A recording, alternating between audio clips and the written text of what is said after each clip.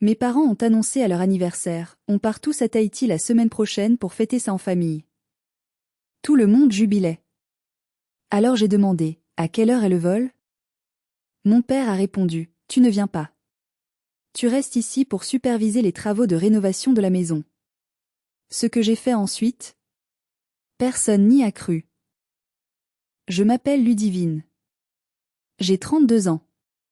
La semaine dernière, mes parents ont levé leur coupe de champagne en cristal lors de leur 40e anniversaire de mariage pour faire une annonce qui a fait vibrer toute la salle d'excitation. Nous partons tous à Tahiti la semaine prochaine pour une grande réunion de famille sous les tropiques. Tout le monde a applaudi. Ma sœur a poussé un petit cri de joie théâtrale. J'ai souri, sentant enfin que je faisais partie du tableau. J'ai commis l'erreur fatale de demander « À quelle heure est notre vol ?» Le silence qui a suivi a été plus violent qu'une gifle. Mon père m'a regardé avec ce mépris froid que je connais si bien et a dit devant 50 invités « Tu ne viens pas, Ludivine. Tu restes ici. Quelqu'un doit superviser les travaux de démolition de la maison. Tu es faite pour la poussière, pas pour le luxe. » Ce que j'ai fait ensuite, personne, absolument personne dans cette salle n'aurait pu l'imaginer. Mais avant de vous raconter comment j'ai transformé cette humiliation publique en l'arme la plus dévastatrice qui soit, j'ai une petite faveur à vous demander. Prenez une seconde pour vous abonner à la chaîne, mais seulement si vous pensez que la justice familiale doit exister. Et dites-moi en commentaire, d'où écoutez-vous cette histoire et quelle heure est-il chez vous? J'adore lire vos messages aux quatre coins du monde. Maintenant, revenons à cette soirée qui a tout changé. La scène se déroulait dans un restaurant étoilé sur les hauteurs de Lyon. C'était le genre d'endroit où les serveurs se déplacent comme des fantômes et où le tintement de l'argenterie sur la porcelaine fine est le seul bruit autorisé. Mes parents, Hubert et Chantal, célébraient leur noce d'émeraude. Émeraude. Une pierre précieuse, dure et froide. Exactement comme ma mère. Elle portait une robe en soie sauvage vert profond, et autour de son cou brillait un collier de perles que j'avais passé 2 heures à nettoyer et à enfiler ce matin-là, car ses doigts arthritiques ne pouvaient plus le faire. Mais bien sûr, quand les invités complimentaient son élégance, elle souriait simplement en disant « Oh, c'est une vieille babiole de famille ». Elle ne mentionnait jamais mes mains, ses mains de restauratrice de livres anciens, tachées d'encre et de dissolvant, qui avaient rendu son éclat au bijou. À ma droite était assise Daphné, ma sœur cadette de 3 ans. L'enfant doré. La princesse. Elle rayonnait dans une robe de créateur, la main posée ostensiblement sur le bras de son mari, Stanislas. Stanislas est gestionnaire de patrimoine, le genre d'homme qui vous scanne de la tête aux pieds pour estimer votre valeur nette avant de vous dire bonjour.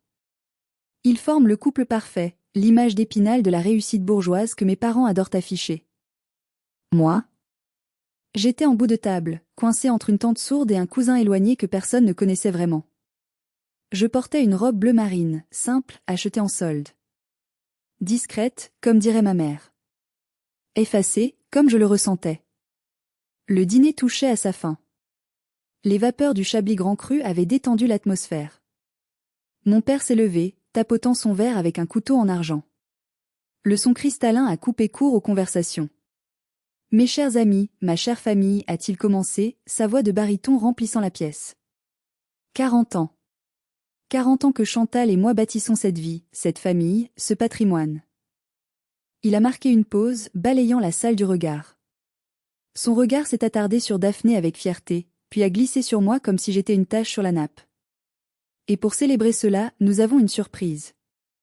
Nous ne voulions pas que la fête s'arrête ce soir. Alors, Chantal et moi avons décidé d'emmener toute la famille, enfants et petits-enfants, pour 2 semaines de rêve au Bora Bora Pearl Resort à Tahiti. Un murmure d'admiration a parcouru la salle. Tahiti. Le rêve absolu. Le bout du monde. J'ai senti mon cœur faire un bond dans ma poitrine. Pour une fois. Pour une fois, il m'incluait. J'avais passé les 10 dernières années à refuser des vacances pour économiser, à travailler dans l'ombre de mon atelier de restauration, respirant la poussière des vieux papiers. L'idée du soleil, du lagon bleu turquoise, de l'air pur. J'ai osé y croire. J'ai osé sourire. Daphné a poussé un petit cri, battant des mains comme une enfant gâtée de 5 ans. Oh papa, maman, c'est incroyable. Les jumeaux vont adorer. Stanislas a levé son verre, un sourire suffisant aux lèvres. Un geste magnifique, Hubert. Vraiment digne de vous. C'est là que j'ai posé la question. J'étais tellement emportée par l'émotion collective que j'ai oublié ma place. J'ai oublié que dans la famille, je n'avais pas le droit à la parole sauf si c'était pour demander si quelqu'un voulait plus de pain. C'est merveilleux, ai-je dit, ma voix tremblant légèrement. Il faut que je prévienne mes clients pour décaler quelques restaurations urgentes. On part avec quelle compagnie? Air France ou Air Tahiti Nuit? Le silence est tombé instantanément. Ce n'était pas un silence de réflexion. C'était le silence lourd, gênant, poisseux qui précède une exécution publique. Mon père a froncé les sourcils, comme si je venais de rôter à table. Ma mère a émis un petit rire nerveux, ce rire qu'elle utilise pour masquer les situations socialement inacceptables. Ludivine, ma chérie, a dit mon père, d'une voix forte, projetée pour que les 50 invités ne perdent pas une miette de sa générosité paternelle teintée de fermeté. Je crois qu'il y a un malentendu. Tu ne viens pas avec nous. J'ai cligné des yeux. Pardon? Tu ne viens pas, a-t-il répété, articulant lentement comme on parle à un simple d'esprit. Tu sais bien que nous commençons la phase de démolition pour la rénovation du rez-de-chaussée lundi prochain. Les ouvriers vont casser la dalle pour le chauffage au sol. C'est un chantier énorme. Et alors, ai-je murmuré, sentant le sang quitter mon visage. Et alors, quelqu'un doit rester pour surveiller, est intervenue ma mère, son sourire figé ne bougeant pas d'un millimètre. On ne peut pas laisser des ouvriers seuls dans une maison pleine d'antiquités. Et qui d'autre que toi? Tu es célibataire, tu travailles à ton compte, ton emploi du temps est flexible. Et puis, soyons honnêtes, tu as l'habitude de ce genre de choses. La poussière, le bruit, ça ne te dérange pas comme ça dérangerait Daphné. Stanislas a ricané. Un petit bruit sec, méchant. C'est vrai, Ludivine. Tu es plus rustique. Daphné a une constitution fragile, le bruit du marteau-piqueur lui donnerait des migraines. Toi, tu es solide. J'ai regardé autour de moi. 50 pères Dieu. Des oncles, des tantes, des cousins. Certains regardaient leurs assiettes, gênés. D'autres, comme la tante Odile, me regardaient avec une pitié déguisée en curiosité. Ils savaient tous. Ils voyaient tous. J'étais la Cendrillon de service. La gardienne du temple pendant que les vrais membres de la famille allaient boire des cocktails dans des noix de coco. Donc, ai-je dit, ma voix à peine audible, pendant que vous serez tous à Tahiti, je dois rester dans la maison sans chauffage avec la poussière de démolition pour faire le chien de garde? Ne sois pas dramatique, a tranché mon père. C'est une opportunité pour toi de te rendre utile à la famille. Et puis, nous te laisserons de quoi faire tes courses. Nous ne sommes pas des monstres. Non, ils n'étaient pas des monstres. Les monstres vivent sous les lits et font peur aux enfants. Eux, c'étaient mes parents. Et ce qu'ils venaient de faire était bien pire. Ils m'avaient désignée, publiquement, comme la servante, l'exclue, celle dont la seule valeur résidait dans sa capacité à servir les intérêts des autres. J'ai baissé les yeux sur mon assiette de dessert intact. Le fondant au chocolat avait l'air soudainement grotesque. Bien sûr, ai-je dit. Je comprends. J'ai menti. Je ne comprenais pas. Mais à cet instant précis, quelque chose s'est brisé en moi. Pas mon cœur. Non, mon cœur était en miettes depuis longtemps. Ce qui s'est brisé, c'est la chaîne. La chaîne de l'obligation, de la culpabilité, de l'espoir stupide qu'un jour, si je faisais assez bien, assez vite, assez fort, il m'aimerait. Il ne m'aimerait jamais. J'étais un outil. Et un outil, quand on ne s'en sert pas, on le range dans le placard. Ou on le laisse sur le chantier. Mais ce qu'ils ignoraient, c'est qu'un outil peut aussi devenir une arme. La fin du dîner fut un supplice flou. Je suis restée assise, droite comme un piquet, affichant ce demi-sourire poli que j'avais mis 32 ans à perfectionner. C'est le sourire de la fille qui ne dérange pas, celle qui encaisse. Autour de moi, les conversations avaient repris, plus bruyantes, plus joyeuses. On parlait de crème solaire, de plongée avec les Raymanta, de la classe à faire sur Air Tahiti Nuit. Oh, Stanislas a réussi à nous avoir un surclassement grâce à ses miles, gloussait Daphné en montrant des photos du bungalow sur pilotis sur son téléphone à une cousine. Regarde cette eau, c'est irréel. Ludivine, tu pourras liker mes photos sur Instagram, hein? Comme ça tu voyageras un peu par procuration. J'ai hoché la tête. Bien sûr. Par procuration. Quand la soirée s'est terminée vers minuit, le véritable travail a commencé. Mes parents avaient bu trop de vin, Stanislas et Daphné aussi. Comme toujours, c'était à moi de jouer les chauffeurs. C'était la règle tacite, Ludivine ne boit pas, Ludivine conduit, Ludivine ramène tout le monde à bon port. J'ai récupéré ma vieille Peugeot 206 garée 3 rues plus loin. Mon père m'interdisait de la garer devant le restaurant ou devant la maison familiale. Ça fait tache dans le paysage, disait-il. Il préférait voir l'Audi Q7 de Stanislas trôner dans l'allée. J'ai conduit mes parents en premier. Le trajet jusqu'à leur villa à Écully, dans la banlieue chic de Lyon, a duré 20 minutes. 20 minutes de silence lourd, seulement rompus par les ronflements légers de ma mère et les critiques éthyliques de mon père sur le service du restaurant. Le sommelier était un incompétent, marmonnait-il. Servir ce millésime à 14 degrés. Amateurisme. Pas un mot sur moi. Pas un mot sur l'humiliation publique. Pas un désolé ma fille, c'était maladroit. Rien. Pour eux, l'incident était clos. J'avais accepté ma mission, l'ordre naturel des choses était rétabli. Arrivé à la villa, j'ai aidé ma mère à monter les marches du perron. La grande maison bourgeoise se dressait dans la nuit, imposante, avec ses volets clos et son lierre grimpant. C'était une belle maison, objectivement. Mais pour moi, elle ressemblait à une prison dorée dont les murs suintaient le jugement. Tiens, a dit mon père en fouillant dans sa poche intérieure. Il m'a tendu une enveloppe épaisse et un trousseau de clés. C'est le dossier du chantier, a-t-il expliqué, sa voix pâteuse. Il y a tout dedans. Les numéros des artisans, les plans, le calendrier. Les maçons arrivent lundi à 7h30. Sois là à 7h pour ouvrir le portail. Et vérifie qu'ils n'auraient pas les piliers en entrant avec leur camion. J'ai pris l'enveloppe. Elle était lourde. Lourde de responsabilités qui n'étaient pas les miennes. Et ça, ai-je demandé en désignant le trousseau. Les clés de la porte de service et du garage, a répondu ma mère en bâillant, s'appuyant contre le cadre de la porte. On a changé les serrures de la porte d'entrée principale la semaine dernière, pour plus de sécurité avant le voyage. On n'a pas encore fait de double pour toi. De toute façon, avec les travaux, tu passeras par la cuisine, c'est plus pratique pour surveiller les ouvriers sans salir l'entrée. La porte de service. Bien sûr. L'entrée des fournisseurs. L'entrée des domestiques. D'accord, ai-je dit. Bonne nuit. N'oublie pas d'arroser les orchidées dans la véranda, a lancé ma mère avant de refermer la lourde porte en chêne. Et ne touche pas au bar, le whisky est compté. Le déclic de la serrure a résonné comme un coup de feu dans la nuit calme. Je me suis retrouvée seule sur le gravier de l'allée, tenant ce dossier maudit. J'ai regardé mes mains sous la lumière du lampadaire automatique. Elles étaient sèches, les ongles courts, tachés d'une légère trace d'encre bleue indélébile sur l'index gauche, vestige d'un manuscrit du XVIIe siècle que je restaurais. Daphné avait des mains de pianiste qui ne jouaient pas. J'avais des mains d'ouvrière qui réparaient l'histoire.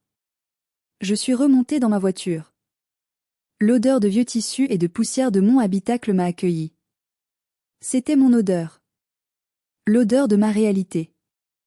J'ai jeté le dossier sur le siège passager. Il a glissé et s'est ouvert, déversant une cascade de papier sur le tapis de sol. En me penchant pour les ramasser, j'ai vu une note manuscrite agrafée sur le dessus. L'écriture de mon père, rigide et anguleuse. Liste des tâches pour Ludivine, semaine 1 et 2. J'ai parcouru la liste sous la lumière jaune du plafonnier. Ouvrir au maçon, 7 heures tapantes. Couvrir tous les meubles du salon avec des bâches, double épaisseur. Vérifier chaque soir que les ouvriers n'ont rien volé. Nettoyer les toilettes du rez-de-chaussée après leur passage, ils ne doivent pas utiliser celles de l'étage. Être présente pour la livraison du marbre, vérifier chaque dalle, aucune fissure tolérée. La liste continuait sur 3 pages. 3 pages d'ordre. Pas une seule demande polie. Pas un merci. Juste des impératifs. J'ai démarré le moteur. Mes mains tremblaient sur le volant, non pas de froid, mais d'une rage froide, concentrée, qui commençait à monter du fond de mes entrailles. Cette nuit-là, je n'ai pas pu rentrer chez moi, dans mon petit appartement loué en centre-ville. Il était trop tard, et je devais être là tôt le lendemain pour préparer le terrain comme l'avait exigé mon père. J'ai dormi dans mon ancienne chambre, celle que j'occupais enfant. Enfin, chambre est un grand mot. C'était l'ancien débarras sous les combles. Quand j'étais petite, ma chambre légitime, celle avec la grande fenêtre et la vue sur le jardin, avait été réquisitionnée pour faire un dressing et salle de jeu pour Daphné quand elle est née. J'avais 3 ans. On m'avait déplacée ici, sous le toit, où il faisait trop chaud l'été et glacial l'hiver. Allongée sur ce lit étroit qui sentait la naphtaline, je ne pouvais pas fermer l'œil. Les ombres dans la pièce semblaient prendre la forme de mes souvenirs, créant ce que j'appelle mon musée des douleurs. Première exposition, Disneyland, 1999. J'avais 10 ans. Mes parents avaient gagné des billets grâce à la banque de mon père. 4 billets. Papa, maman, Daphné, et moi? Non. La voiture est trop petite pour tous les bagages et les cadeaux qu'on va ramener, avait dit ma mère. Et puis Ludivine, tu as le mal des transports. Tu seras mieux chez mamie. J'avais passé le week-end à regarder la pluie tomber chez ma grand-mère paternelle, qui ne m'aimait pas non plus parce que je ressemblais trop à la famille de ma mère. Quand ils sont rentrés, Daphné portait des oreilles de Mickey et tenait une énorme peluche. Moi, j'ai eu droit à un stylo Bic avec le logo du parc. C'est utile pour l'école, avait dit mon père. Deuxième exposition, ma remise de diplôme, 2015. J'avais fini major de ma promotion à l'École nationale des chartes. Un exploit. C'est une école prestigieuse, difficile. Je restaurais l'histoire. J'avais envoyé l'invitation 2 mois à l'avance. Le jour J, j'ai cherché leur visage dans l'amphithéâtre bondé. Rien.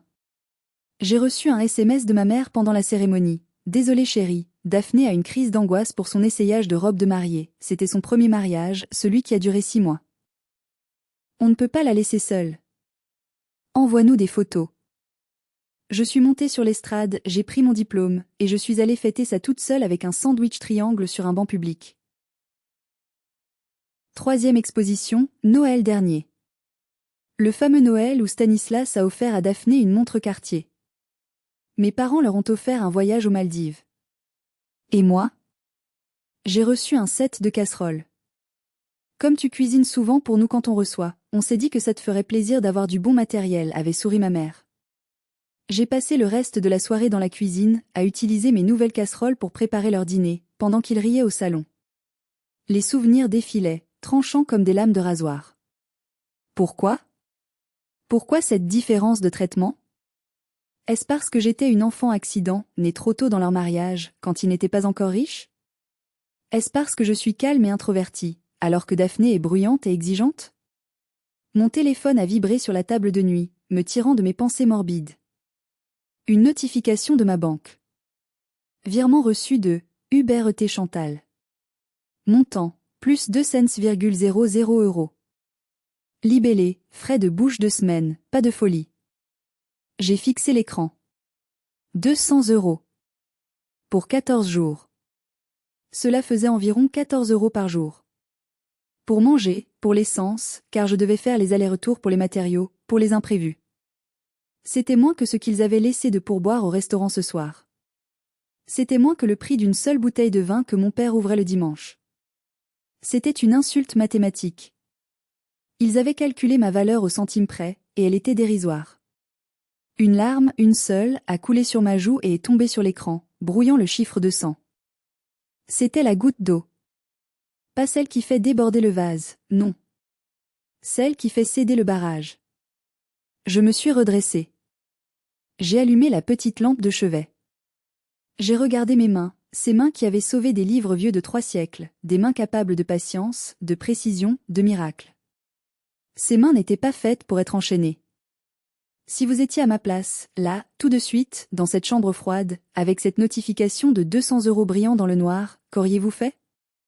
Auriez-vous pleuré? Auriez-vous accepté votre sort? Ou auriez-vous commencé à échafauder un plan? Dites-le moi dans les commentaires. Je veux vraiment savoir si je suis la seule à avoir ressenti cette rage froide. Le lendemain matin, la maison était en effervescence. C'était samedi, la veille de leur grand départ. Des valises Louis Vuitton étaient ouvertes partout dans le salon, comme des bouches béantes prêtes à avaler des vêtements de marque. Ma mère courait d'une pièce à l'autre, hurlant des instructions que personne n'écoutait. Ludivine. Où est mon passeport? Ludivine. Tu as pensé à imprimer les billets électroniques? Je m'en occupe, ai-je répondu, ma voix étonnamment calme. Je suis montée dans le bureau de mon père. C'était une pièce sombre, sentant le tabac froid et le cuir, un sanctuaire où je n'avais le droit d'entrer que sur convocation. Je me suis assise devant son immense ordinateur iMac. L'écran était en veille. J'ai bougé la souris. Pas de mot de passe. Mon père estimait qu'il n'avait rien à cacher dans sa propre maison. La boîte mail était ouverte. J'allais taper Air Tahiti nuit dans la barre de recherche quand un objet de mail a attiré mon attention. Il datait d'hier matin.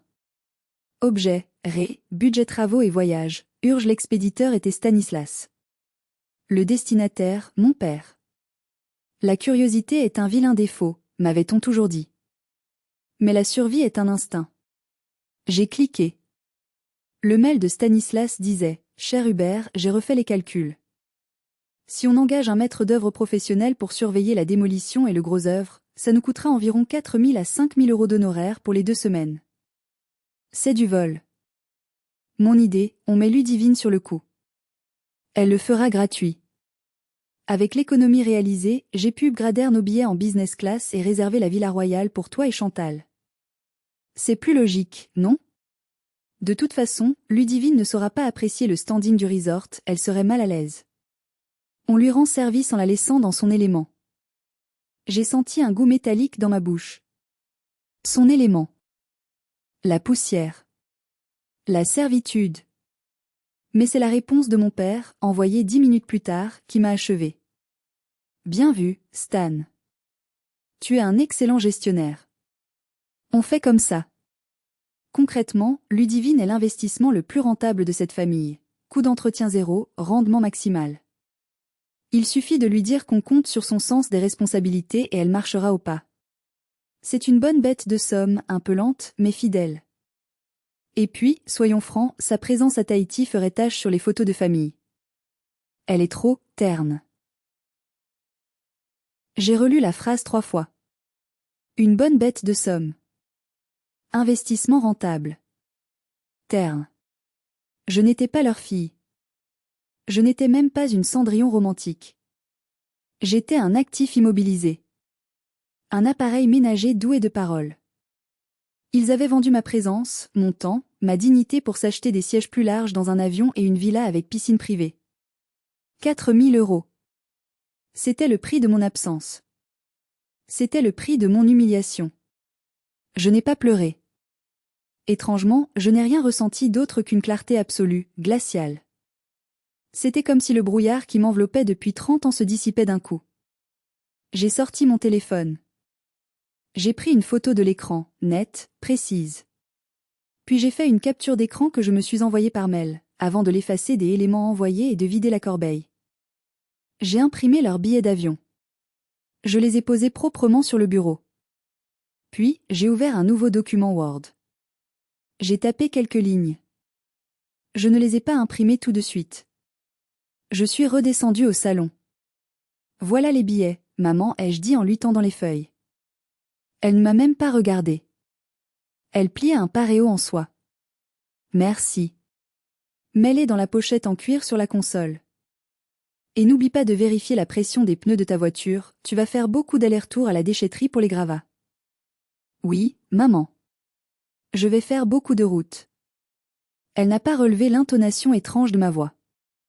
Elle était déjà passée à autre chose, se demandant si elle devait emporter 2 ou 3 chapeaux. Je les ai regardés s'agiter toute la journée. J'ai aidé à fermer les valises. J'ai écouté Stanislas se vanter de son coup de génie financier, sans savoir que je connaissais le secret. J'ai préparé le dîner. J'ai fait la vaisselle. J'ai joué mon rôle jusqu'à la dernière seconde. Parce que la vengeance est un plat qui se mange non seulement froid, mais qui se prépare avec la minutie d'un restaurateur d'art. La nuit est tombée sur Lyon. Une nuit lourde, orageuse, comme si le ciel lui-même retenait son souffle. Mes parents, ma sœur et mon beau-frère étaient partis se coucher tôt. Le taxi devait venir les chercher à 4 heures du matin. Ils ne m'avaient même pas demandé de les conduire à l'aéroport, probablement parce qu'ils voulaient commencer leur expérience VIP dès le départ avec un chauffeur privé, et que ma Peugeot 206 pleine de poils de chien, je n'ai pas de chien, c'est juste la mousse des sièges qui se désagrège, n'était pas assez classe. À 2 heures du matin, la maison dormait. J'étais habillée. Jean noir, pull confortable, bottines de marche. J'avais fait mes bagages en 10 minutes. Je n'emportais pas grand-chose. Juste l'essentiel, mes outils de restauration, mes scalpels, mes pinceaux, mes colles spéciales, mon appareil photoréflexe que je cachais depuis des années, mon ordinateur portable et quelques vêtements. Je laissais derrière moi tout ce qu'il m'avait offert, les casseroles, les vêtements ternes qu'il m'obligeait à porter, et surtout, leur mépris. Je suis descendue à la cuisine. Le silence était total, seulement troublé par le ronronnement du réfrigérateur américain. Première étape, la lettre. J'ai sorti la feuille que j'avais imprimée plus tôt sur mon imprimante portable, que j'avais toujours dans ma voiture. Je l'ai posée bien en évidence sur l'îlot central en marbre, à côté de la machine à café qu'ils utiliseraient forcément avant de partir. Le message était court. Cher papa, maman, Stanislas et Daphné, j'ai vu l'email. Je sais que je suis une bonne bête de somme qui vous a fait économiser 4 000 €. Malheureusement, la bête de somme vient de démissionner. Puisque vous avez économisé les frais de maître d'œuvre, je suis sûr que vous saurez gérer le chantier depuis Tahiti. Le trousseau de clés est dans la boîte aux lettres. Débrouillez-vous. Adieu. Ludivine, j'ai posé le trousseau de clés de la porte de service à côté de la lettre. Le métal a fait un petit bruit sec sur le marbre. Un son de liberté. Deuxième étape, le sabotage passif. Je ne suis pas une vandale. Je n'ai rien cassé. Je n'ai rien volé. J'ai simplement cessé de maintenir leur univers artificiel en vie. Je suis allé au tableau électrique dans le garage. J'ai regardé les disjoncteurs. Chauffage sol, OFF. Chauffe-eau, OFF. Alarme et caméra, OFF. Réfrigérateur ou congélateur, OFF. Oups. Le congélateur était plein de foie gras et de viande de luxe qu'il gardait pour les fêtes. Quel dommage. Sans électricité, tout allait décongeler lentement, pourrir, et couler sur le sol immaculé. C'était de la mesquinerie, je l'admets. Mais après 32 ans d'humiliation, j'avais droit à un peu de mesquinerie. Troisième étape, le départ. Je suis sortie par la porte de service. Il pleuvait légèrement. J'ai chargé ma voiture. J'ai jeté un dernier regard à cette bâtisse imposante. Dans quelques heures, il se réveillerait. Il trouverait la lettre. Il paniquerait. Mais je serais déjà loin. J'ai démarré. Le moteur a toussé un peu, puis a ronronné. J'ai roulé doucement dans l'allée pour ne pas faire crisser le gravier. Une fois passé le portail, j'ai accéléré. Je ne suis pas rentré à mon appartement. J'avais résilié mon bail la veille par email, le propriétaire était un ami, il comprendrait. J'ai pris l'autoroute A6, direction le nord. Puis l'ouest. Destination, Saint-Malo. La Bretagne. Pourquoi Saint-Malo? Parce que c'est là que vit tante Muriel. La sœur de ma mère. La brebis galeuse de la famille. Celle qui a tout plaqué 20 ans plus tôt pour devenir potière et vivre face à la mer.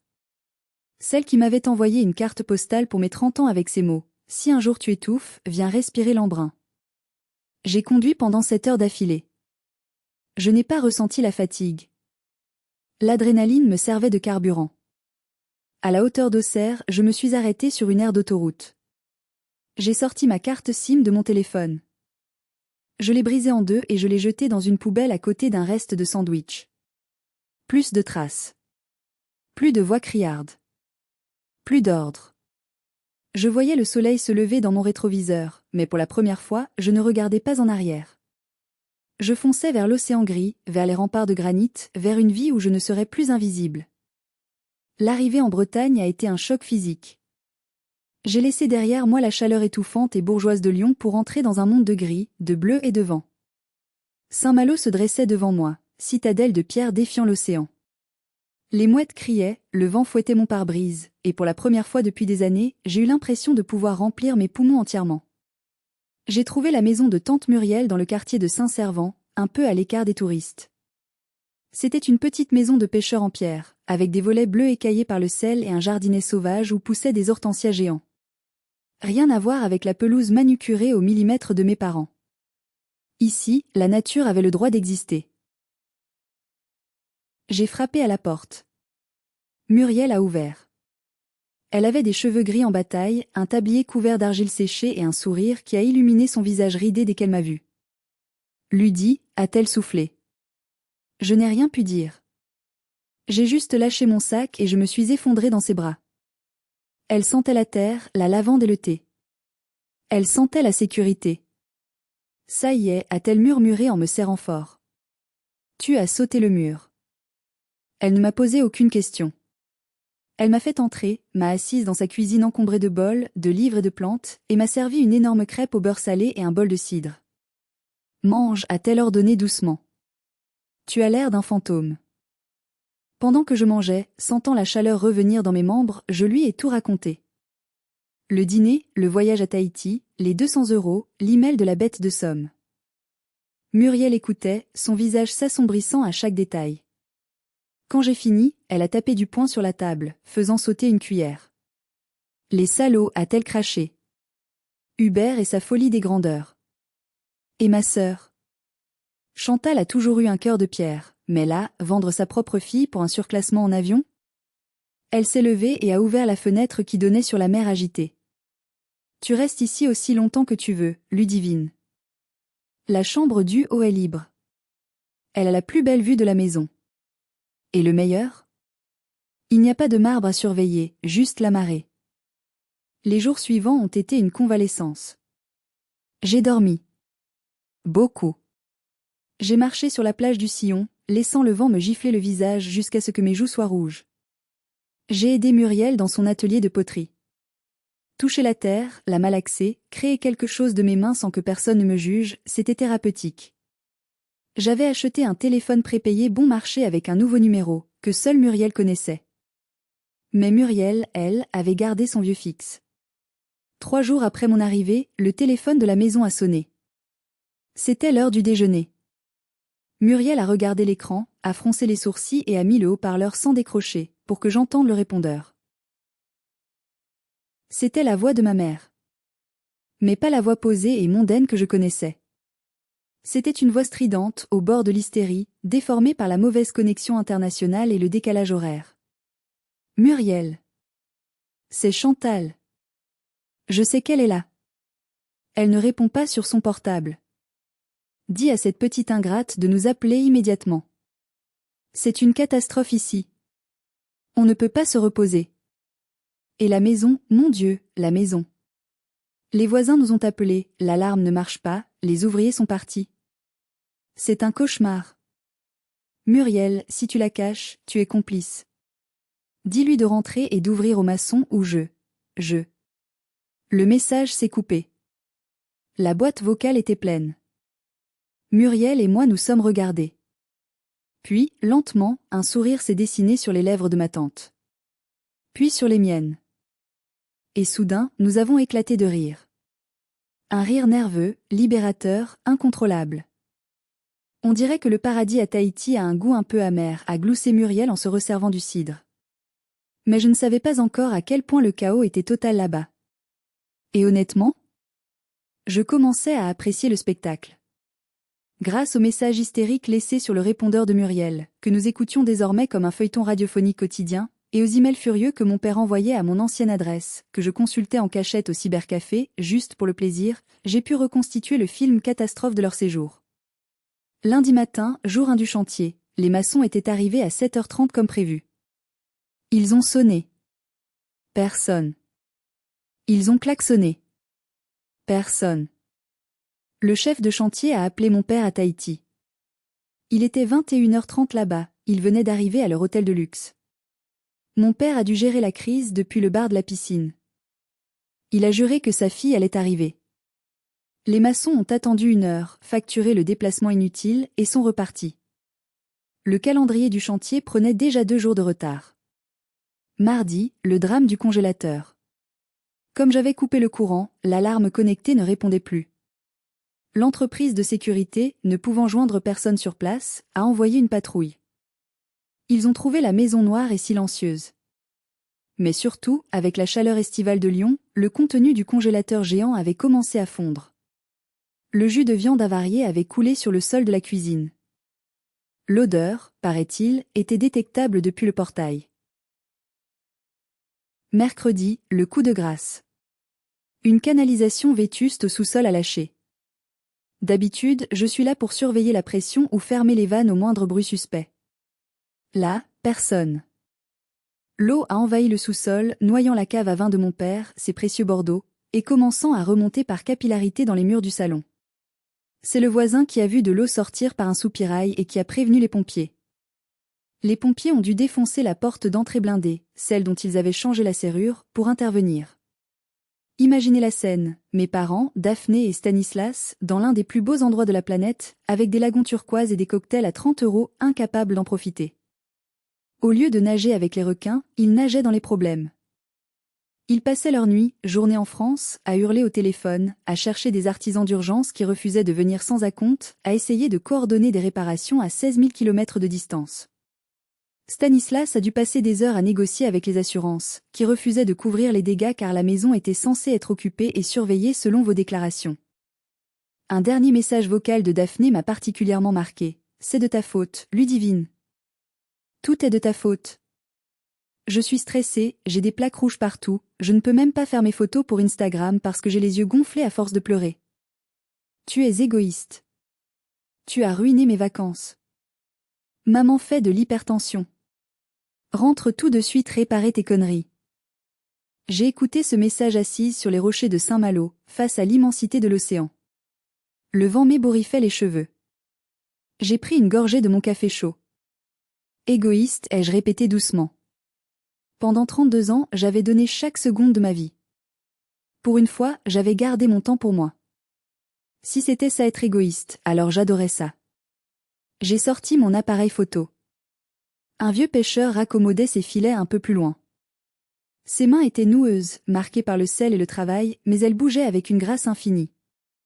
J'ai cadré. J'ai fait la mise au point. Clic.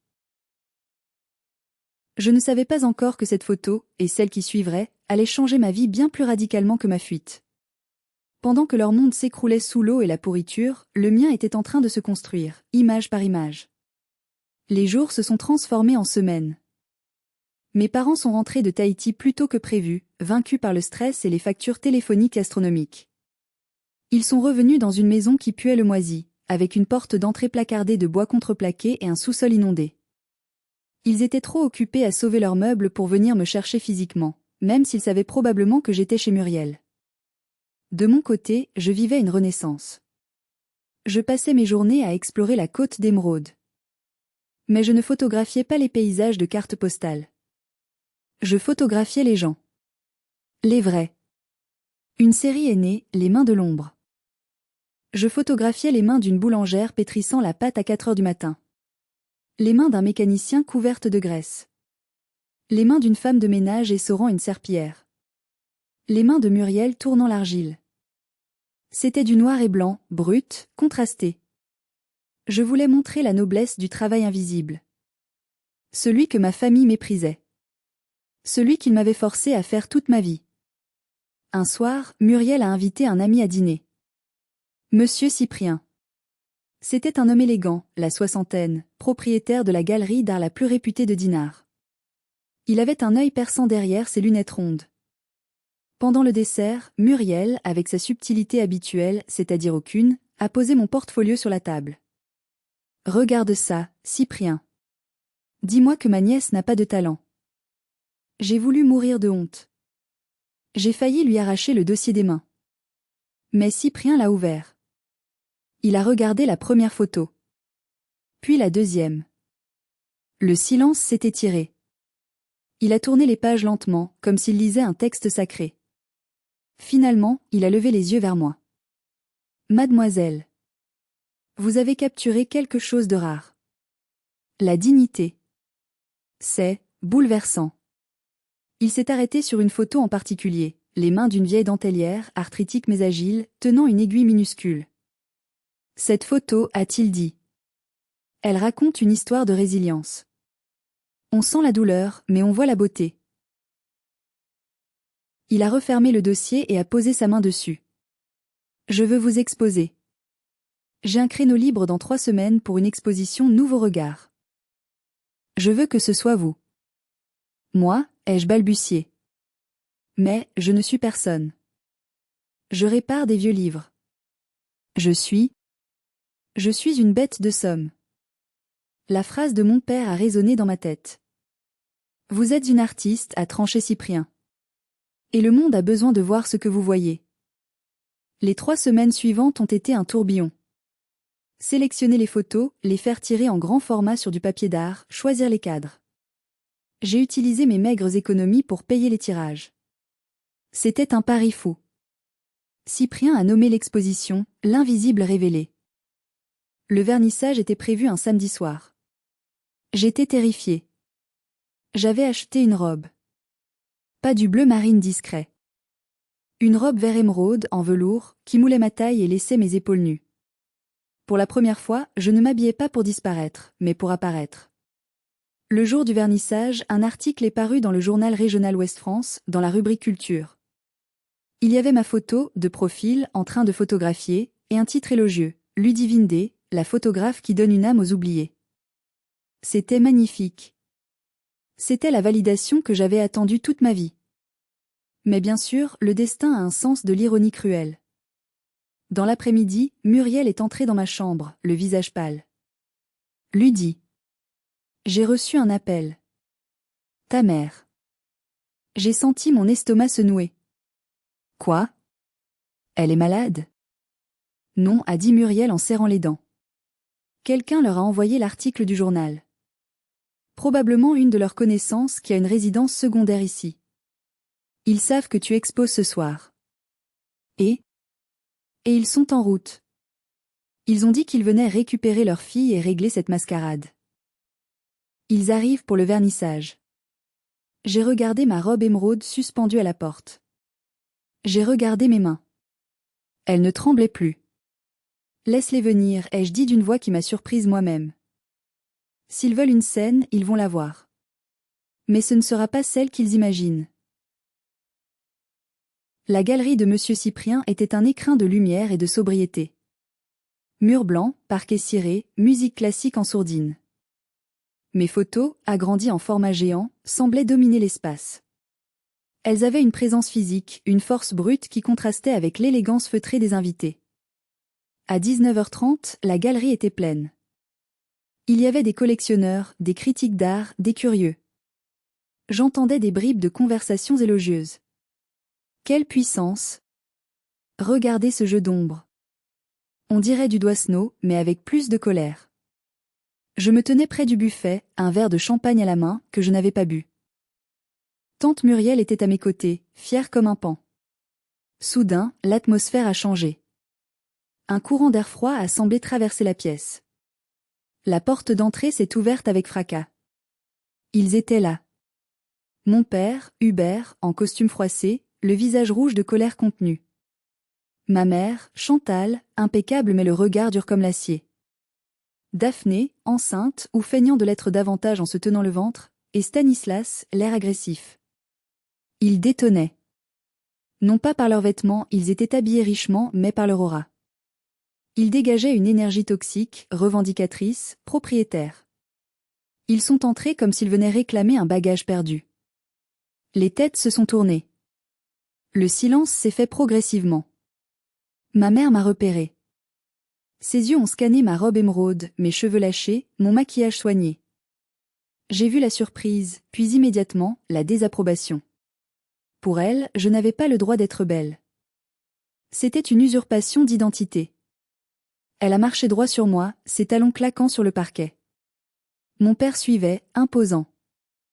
Ludivine a sifflé ma mère en arrivant à ma hauteur, ignorant totalement les gens autour. « Tu trouves ça drôle ?»« Bonsoir maman, ai-je répondu calmement. « Bonsoir papa. »« Ne joue pas à l'innocente, a grondé mon père. Sa voix était forte, trop forte pour une galerie d'art. « Tu as abandonné ton poste. Tu as causé pour 15 000 € de dégâts dans la maison. Et on te retrouve ici, à jouer les artistes bohèmes avec l'argent qu'on te donne ? Je ne joue pas, ai-je dit. Et je n'ai pas utilisé votre argent. J'ai utilisé le mien. Ton argent, a ricané Stanislas en s'approchant. L'argent qu'on te donne par pitié pour tes petits travaux de reliure ? Ludivine, sois sérieuse. Rentre à la maison. On a besoin de toi pour superviser l'entreprise de nettoyage et gérer les experts d'assurance. Daphné est enceinte, elle ne peut pas gérer ce stress. Daphné a reniflé bruyamment, jouant la victime à la perfection. Tu nous as laissé tomber, lui dit. Comment as-tu pu? On est ta famille. Autour de nous, les invités chuchotaient. Je voyais monsieur Cyprien s'approcher, l'air inquiet, prêt à intervenir. Une dame très élégante, aux cheveux blancs impeccables, observait la scène avec une lorgnette, fascinée. C'était madame de Kéroual, la plus grande collectionneuse de la région. C'est assez, a dit ma mère en m'attrapant le bras. Ses ongles se sont enfoncés dans ma chair. Tu te ridiculises. Ces photos, c'est quoi ça? Des mains sales? C'est vulgaire. Allez, on part. Elle a essayé de me tirer. Comme une enfant désobéissante. Comme un objet mal rangé. À cet instant, j'ai eu le choix. Me laisser faire, redevenir la petite Ludivine effacée, rentrer à Lyon, nettoyer leur inondation et m'excuser d'exister. Ou alors. J'ai dégagé mon bras d'un coup sec. Le mouvement a été si brusque que ma mère a reculé de 2 pas, manquant de perdre l'équilibre. Non, ai-je dit. Ma voix a résonné dans le silence de la galerie. Ne me touche pas. Pardon? Ma mère était livide. Tu oses. J'ai dit non. Je ne rentre pas. Je ne suis pas votre bonne. Je ne suis pas votre gestionnaire de chantier. Et je ne suis certainement pas votre investissement rentable. Point. Mon père a fait un pas menaçant. Tu as bu? Tu racontes n'importe quoi. Vraiment? J'ai souri. Un sourire qui ne montait pas jusqu'aux yeux. Vous voulez parler de vulgarité? D'accord. Parlons-en. Je me suis tournée vers monsieur Cyprien. Cyprien, pouvez-vous dévoiler la pièce maîtresse? Celle qui est couverte au fond? Cyprien a hésité une seconde, a croisé mon regard déterminé, et a hoché la tête. Il s'est dirigé vers un chevalet recouvert d'un drap de velours noir. Mesdames et messieurs, ai-je annoncé à l'Assemblée, ma voix ne tremblant plus du tout. Ma famille trouve que mes photos de travailleurs sont vulgaires. Ils préfèrent sans doute des sujets plus personnels. Voici ma dernière œuvre. Elle s'intitule « La valeur d'une fille ». Cyprien a tiré le drap noir d'un geste théâtral. Le public a retenu son souffle. Ce n'était pas une photo de main. Ce n'était pas un paysage. C'était un agrandissement immense, en haute définition, noir et blanc contrasté, d'une capture d'écran d'ordinateur. Le mail de mon père. Les mots étaient nets, tranchants comme des rasoirs sur le papier glacé. Bien vu, Stan. Concrètement, Ludivine est l'investissement le plus rentable de cette famille. Coût d'entretien zéro, rendement maximal. C'est une bonne bête de somme. Sa présence à Tahiti ferait tâche. J'avais recadré l'image pour que les noms de l'expéditeur, Hubert, et du destinataire, Stanislas, soient bien visibles. J'avais accentué le contraste pour que le texte ressemble à une sentence de prison. Le silence dans la galerie était absolu. On aurait pu entendre une mouche voler. Les invités s'approchaient, plissant les yeux pour lire. Puis, j'ai entendu des hoquets de surprise. Mon Dieu! C'est ignoble. Quelle horreur! Mon père est devenu blanc comme un linge. Stanislas a ouvert la bouche, puis l'a refermée, ressemblant à un poisson hors de l'eau. Ma mère a porté la main à sa poitrine, comme si elle allait s'évanouir, son numéro habituel, mais personne ne la regardait. Tous les yeux étaient rivés sur le texte. C'est un faux, a hurlé Stanislas, la voix aiguë de panique. C'est un montage. Elle ment. C'est un mail envoyé depuis le compte de mon père, le vendredi 12 juin à 10h43, ai-je dit calmement.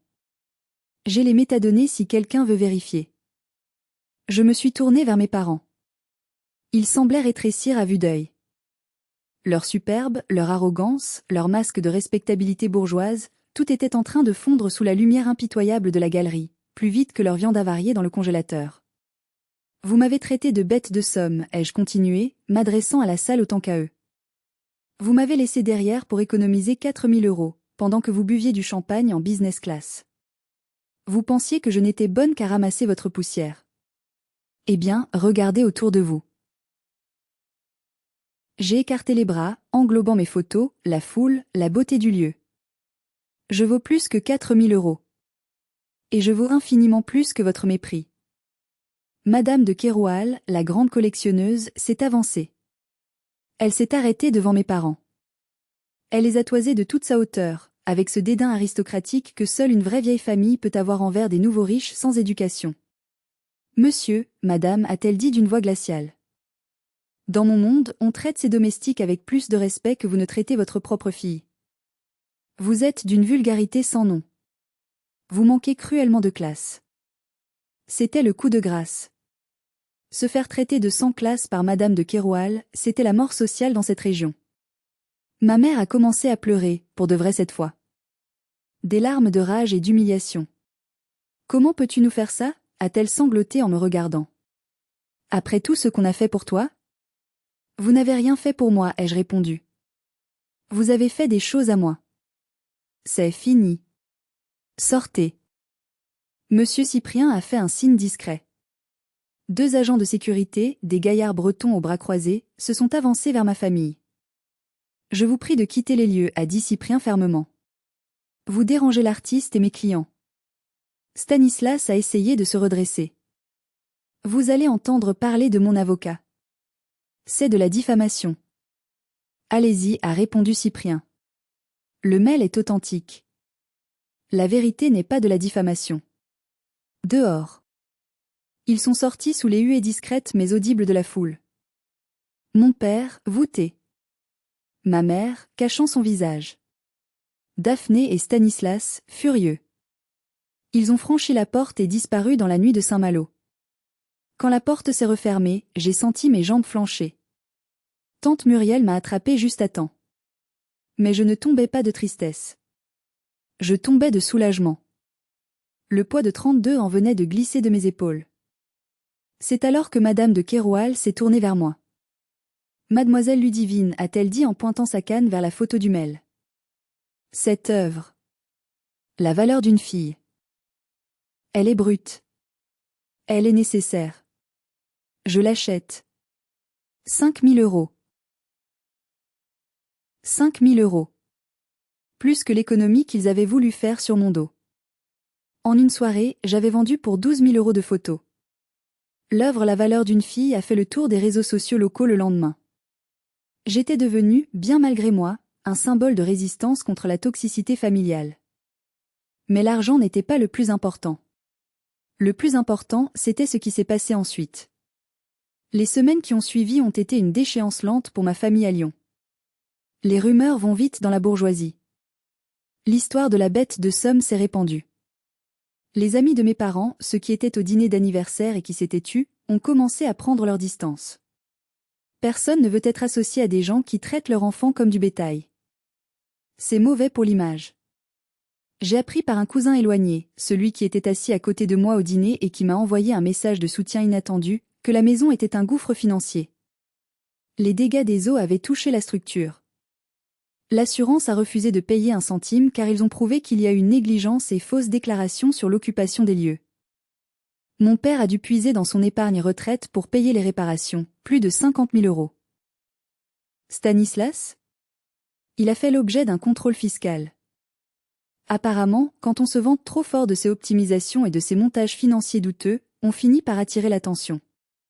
Je ne dis pas que j'y suis pour quelque chose, mais disons que j'ai peut-être laissé traîner quelques documents que j'avais trouvés dans le bureau de mon père lors de ma fouille.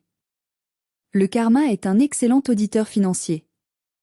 Daphné a dû fermer sa boutique de fleurs conceptuelles qui ne rapportait rien, car papa ne pouvait plus renflouer les caisses tous les mois. Elle a dû s'occuper elle-même de ses enfants, sans nounou, sans moi. Elle a découvert ce que c'était que la fatigue, la vraie. Et moi? Je ne suis jamais rentrée à Lyon.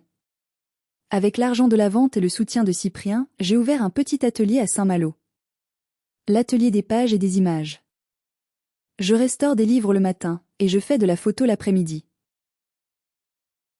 Je n'ai pas répondu aux appels de ma mère quand elle a essayé de jouer la carte de la maladie. J'ai des palpitations, Ludivine, ton père est déprimé.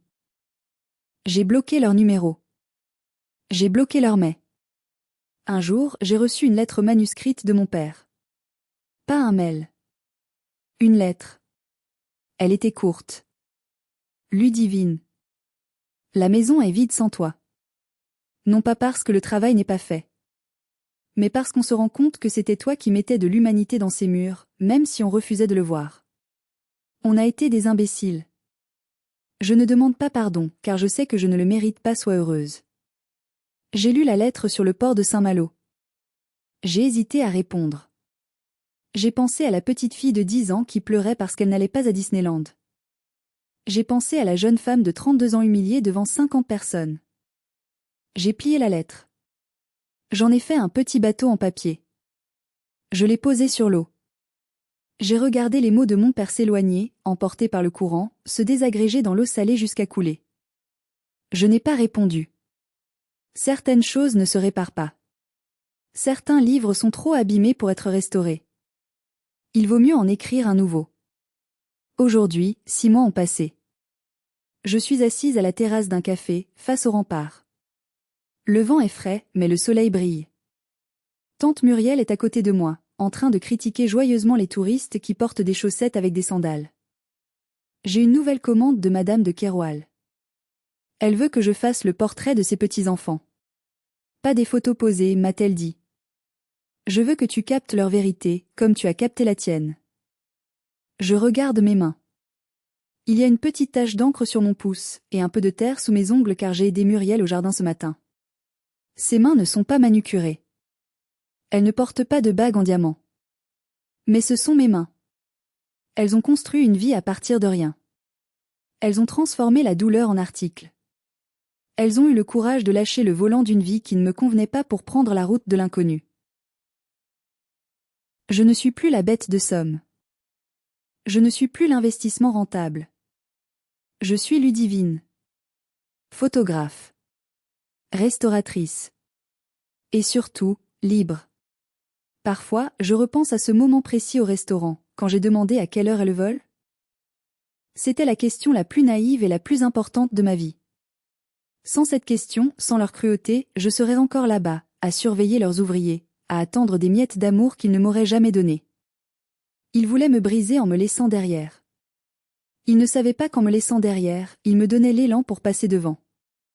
J'ai appris une leçon essentielle, on ne peut pas forcer les gens à nous aimer ou à nous respecter. Mais on peut les forcer à nous regarder partir. Et croyez-moi, la vue de Mondo s'éloignant vers ma propre destinée a été la plus belle chose qu'ils aient vue de moi. Merci de m'avoir écouté. J'espère que mon histoire vous donnera, à vous aussi, le courage de dire non. Le courage de démissionner de votre rôle de victime. Le courage de prendre votre voiture à 3 heures du matin pour aller chercher votre propre Saint-Malo. Si cette histoire vous a touché, ou si vous avez vous-même vécu une injustice familiale, mettez un j'aime sur cette vidéo. C'est un petit geste pour vous, mais pour moi, c'est une validation énorme. Et surtout, abonnez-vous et partagez votre histoire dans les commentaires. Je lis tout. Je veux connaître VOS Victoire. Dites-moi, avez-vous déjà coupé les ponts pour sauver votre peau? Prenez soin de vous.